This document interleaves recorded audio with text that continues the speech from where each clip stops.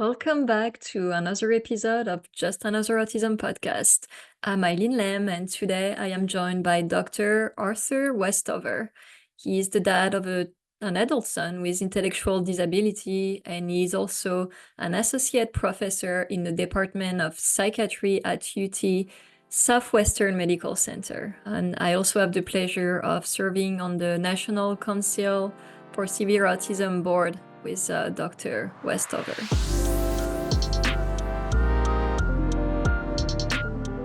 Welcome, and thank you so much for joining me today. It's a pleasure to be here. Thanks for having me. So can you tell us a little bit more about your experience being a dad of an adult son who has autism and also intellectual disability? Yeah, sure can. As I was thinking about coming to this podcast, and you had posed this question to me beforehand. I hope that's not a secret. No, so I had an idea of what you're going to ask, of course, and I thought to myself, I've never really talked about this uh, about anyone exactly. What my experience has been. I have a 20-year-old son uh, who is just at the border of profound autism. I would definitely level 3 autism, and has a diagnosis of intellectual disability. And he's the oldest of 3 kids. The other 2 kids are not autistic and don't have intellectual disability. And so we've had this experience, of raising kids in one track, sort of, that are going to school, excelling and doing various things. And then our oldest son on a different track. And in terms of, what kinds of things we've done. And it's been an interesting journey. One thing I've observed as a psychiatrist meeting with so many families is I've sometimes asked myself, why aren't dads more involved? And it's not that dads aren't involved. I've worked with a lot of dads, but I'm in that category of a dad, and I sometimes wonder if there ought to be a little more resources towards dads having conversations about this kind of thing, and we're just amongst themselves. And so, even though I've thought about this, I just realized, that I haven't really talked about it myself. So a lot of challenges and a lot of good things, a lot of moments that were felt like real victories, and then moments that were hard and have been hard. And so it's been, an interesting journey so far. When was he diagnosed? What age? Yeah, so he said a couple words when he was 1. And I was actually out of town at the time when my wife told me, and I came back home and he never repeated any words. And he didn't start speaking until he was about 4 years old. And we started pursuing, evaluation, I guess around about 3 years old, and maybe a little bit before that. And that was kind of a frustrating period of our lives related to this, because we were getting this message that, from people around us, oh, you're just worried about things, it's all fine. And we saw a developmental pediatrician who spent 5 minutes with him and said, oh, he's just fine, you guys are introverts, so he's introverted, it's nothing. And we went to a public school district and had him evaluated for, the special needs program that they have. And he said, their initial response to us was, he doesn't qualify. And I said, he's 3 years old and he doesn't speak. What do you mean he doesn't qualify for any special services? So it's kind of frustrating, this initial period. And even though I'm a psychiatrist and a doctor and things, I certainly wasn't working with any autistic patients, didn't have any experience working with autistic patients. And I didn't come to it with any kind of special experience that any other parent that's going into this has had. So kind of floundering through this bizarre system and trying to get help for our son has been this like long journey that we've been on ourselves. And sometimes this comes up a little bit in my work with my patients, as I can relate to the experiences that they've had, or I know what they're talking about, or this kind of thing. So yeah, so it's kind of like this 2-track thing, like my life as a parent and then my life as a psychiatrist, going uh, in different directions, and but now kind of more coming together as I've started working with autistic patients. So I don't know if Yeah, I was that gonna ask. explanation makes any sense. Yeah, no, and I was gonna ask you about that because obviously you have a very, a unique experience with your son, and I bet it can be helpful in your work as a psychiatrist. It's something I've experienced in the medical field. I mean, when seeing a doctor as a patient, or for Charlie, my son, is that they can't really relate or they don't really understand. So I'm sure that your own experience has been helpful in some ways. Like one thing in psychiatry that we're taught, and this stems from sort of our, psychoanalytic foundations of psychiatry, is that we're supposed to not really reveal a lot about ourselves to our patients. And that's the sort of traditional viewpoint. But for the most part, I'm pretty open about just that. And the main reason in revealing that I have an autistic son, and the main reason I do so, and I usually don't provide a lot of detail, and most of the time they don't ask about details. Sometimes they ask a little bit in the way of details, but I want to communicate to them that I have an idea of what it is to be in their role as a parent, and so they don't have to go into this with the idea that I'm just coming at it from a purely clinical standpoint, and I can relate to being on the other side of the desk, so to speak, and what it's like to be a parent, even though everyone's situation is so different and unique. And that's so useful. I mean, as a parent, that's exactly what I look for when I look for a doctor, so I'm sure they appreciate it. Why do you think there is such a shortage of a psychiatrist to specialize in working with autistic adults, and especially those with more severe behaviors? Well, I think the simplest answer is um, that there isn't sufficient training for, especially in the general adult psychiatry world, i.e., the doctors that are in psychiatric residency that are training to work with adults. So they get exposed to a lot of different things: inpatient work, outpatient work, consultation work, all kinds of electives. And then, as part of that training, often there is nothing about autism. So if you've never been trained, you don't have any mentors, you're not likely to say, I want to work with this population that I've never worked with before. And you might be very intimidated by the things that you're scared of. In other words, you don't know what to do. The thing that I think doctors hate the most is, I don't know what to do. I don't know how to help. I can't help. That feeling inside is the worst feeling that a doctor can have. We're trained to help. We're trained to solve problems. If we can't solve the problems, we feel bad about ourselves. We feel bad about the situation. So I think that's the main thing. Um, I do think a lot of times training doctors and psychiatrists do have some limited experience in their training with autistic patients and intellectually disabled patients, but they've had a negative experience, and that's been communicated to them or interpreted as a negative experience, which is this idea of a hidden curriculum, that these are the things that you're taught, not explicitly, not in a textbook, not in a lecture, but in your experience with other providers that, oh boy, I can't believe that we have an autistic, intellectually disabled patient on our unit. Who allowed this patient to be admitted? Oh no, there's these problem behaviors, there's chaos on our unit. Why did this happen? Let's never let this happen again. When you have a case like that and you're a trainee and you're being taught this, then you think, oh, yeah, this is a population we should avoid. There's other people somewhere that take care of these folks. It's not us. There's other people. They belong somewhere else. They don't belong with us. So that's what you might learn in a hidden curriculum. And then, of course, when you go into private practice or whatever else you do after you finish your residency, it's not on your mind that you'll be taking care of these folks.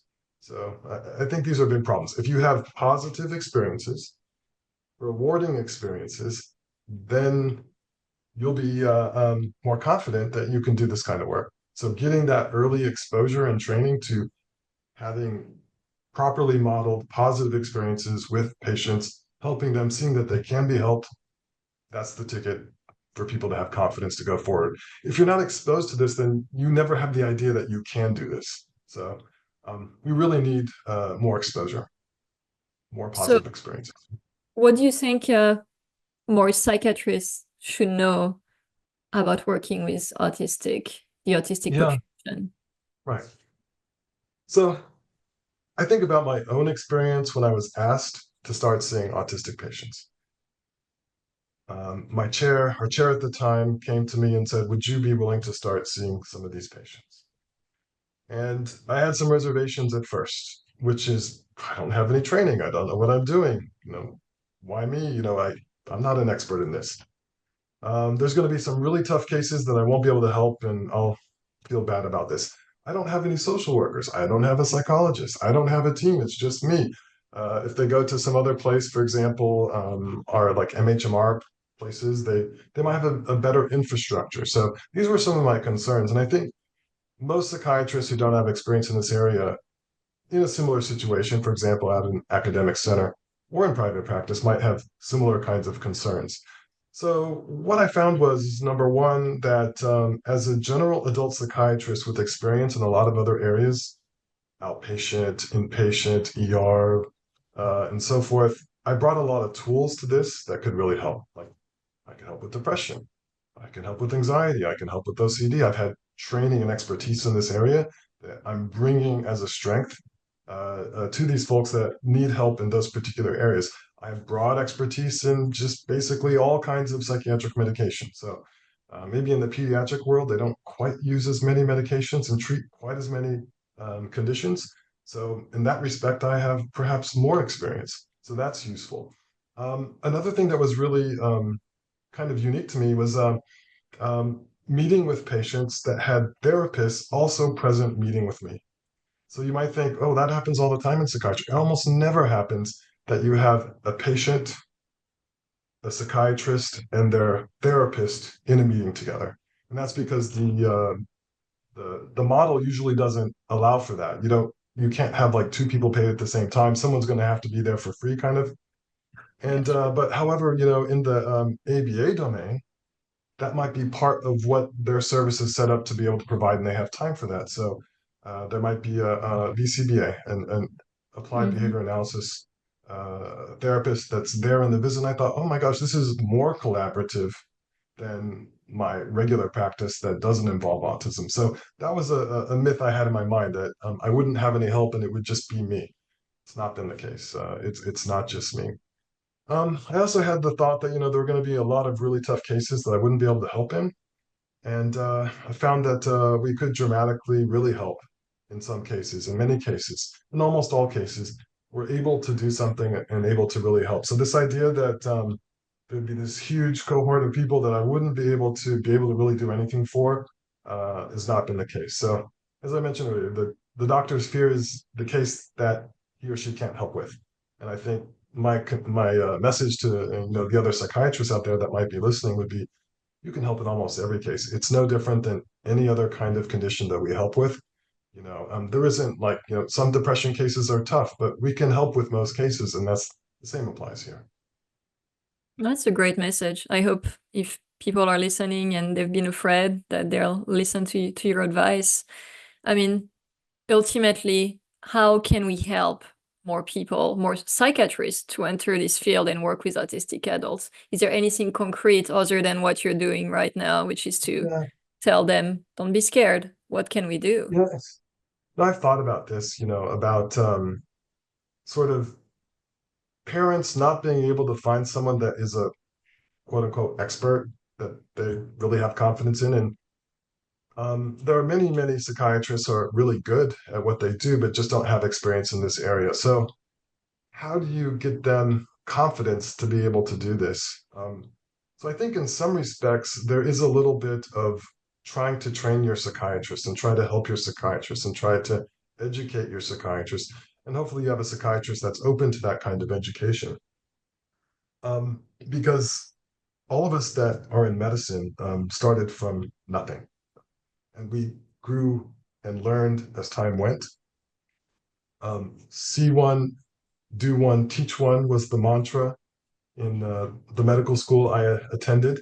And that idea that we can quickly learn and progress is the case. And so getting a doctor started, helping them along, giving them some confidence that they can go forward. I think, that's one way to progress in working with a psychiatrist. And, you know, um, that psychiatrist having a good experience will, I hopefully, build on that and continue to work with these kinds of patients. I think there's probably also a role for, kind of like advocacy with academic centers. Like, can you guys organize and talk to the department chair at a university in the closest major city where there's a medical school and say, hey, what would it take to start a program? What would it take to hire a psychiatrist? Maybe you don't have to hire somebody new, but who could we start to see? What kind of psychiatrist could we work with in your program? And if we don't have that, why don't we have that? What are the barriers? And what can we do to get that started? I think especially with the younger generation, the ones that are in training now, they're very receptive to this message that people need help. And I do think there's a role for academic psychiatry to play in this, a very important role. And I think some of that may actually come from the ground up, i.e., families asking for this. And I actually think, I don't know for sure, because I haven't gone back to my chair to ask exactly why he asked me to do this work originally, but I'm pretty sure it was families asking her for this. Hmm. Uh, you know, they came to her and said, "Where's the help? Where's my child going to transition to when they're 18 or 21?" And so I think it did come from that. So my journey, I think, was influenced by the advocacy of parents asking for this to happen. What can parents do to navigate the system when they feel like those psychiatric resources are not available or they're not sufficient? That's tough. I know, thinking about barriers, one thing that's been nice here at UT Southwestern is that um, I do have patients that are on Medicare. I do have patients that have Medicaid.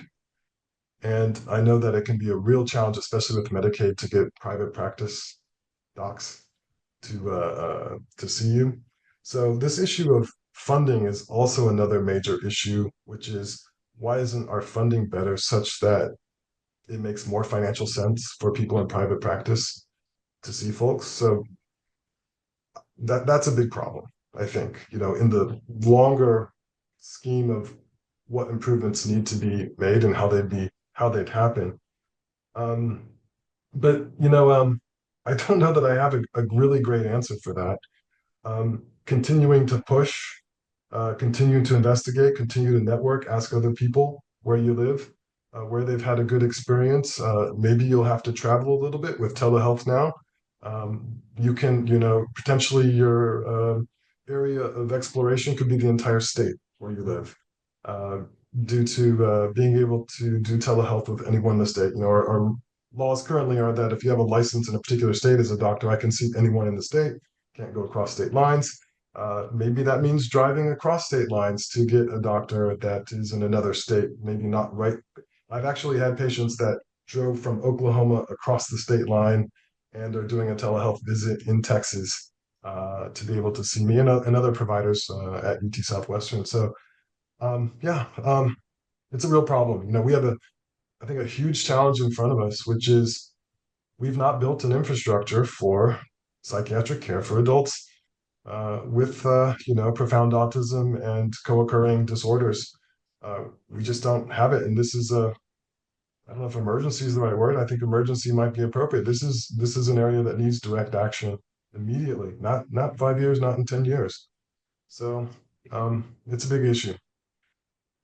Is that something you're passionate about? I mean, in advocacy, like, do you do any advocacy outside of your work? Yeah. Um, yeah, the story of this is, just to be brief here, is I've been seeing patients in my outpatient clinic. I didn't really advertise anything. I didn't promote myself. It was just kind of organically happening by word of mouth that more patients would come to me.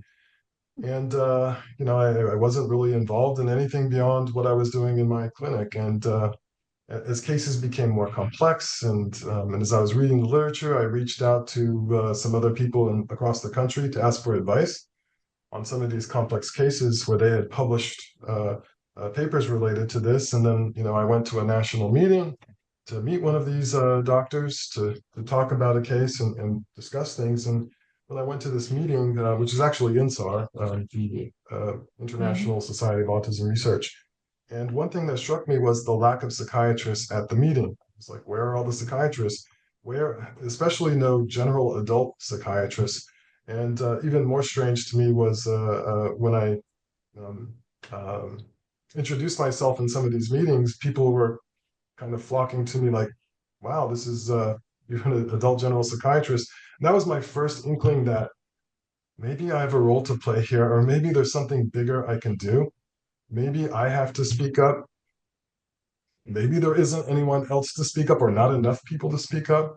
And that was the first idea I had, that maybe this was something that went beyond just me going to work every day, seeing my patients, taking care of them.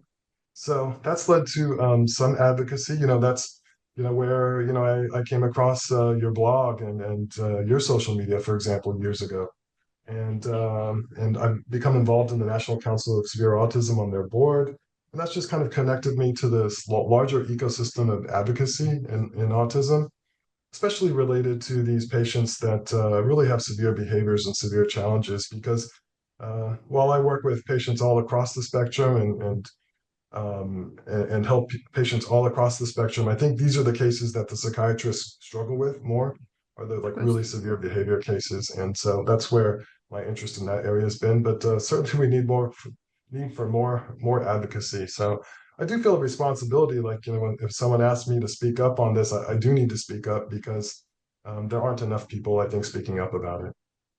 Yeah, you have such a great perspective being a parent yourself, like we talked about earlier. You get it, and I think people will look up to you and you can really make a difference. I heard that you were going to be at the Autism Speaks Empower Summit in Dallas. Yeah. Can you tell us Mhm. about that? Yeah, well, I've been asked to speak at this gathering, and I'm looking forward to trying to give some information, I think, about how psychiatry interfaces with helping people. How can a psychiatrist help, especially at the adult level, because that's where my experience is. And talk about where the field is, where the field should be. Talk about the hopeful parts of this, I think. Like precision medicine. How close are we going to get to precision medicine? How close are we right now? And hopefully talk about a few stories of success, and thinking about what the future is. Where are we now? Where do we need to go? So I don't really have it fully mapped out what I'm going to talk about. I'm kind of one of these people that waiting for a little more inspiration to hit me, perhaps. So yeah, so something along those lines. Yeah, that's gonna be super interesting. I mean, like we just talked about, your voice is needed, so I'm excited you're gonna be there. Well, that's it for me. Do you have any last words for our listeners? Um, I guess keep pushing, and advocate. And I know sometimes we're in our own space and we're overwhelmed with just taking care of ourselves and taking care of our loved ones. And I certainly relate to that. But if we can band together, and I think there's many ways to band together. We can make more of a difference for more folks, including helping our loved ones and helping ourselves. So, um, I've learned so much along the way from my patients and their families, and so you have a lot to offer, uh, not only in what you do and who you are, but also in helping your doctors get better and your doctors do a better job. So, uh, yeah, let's just all keep working together and pushing forward. I love that. Thank you so much for sharing, and thank you again for coming on the podcast. Yeah, it's been a pleasure. Thanks for all you do, Eileen, too. Thank you.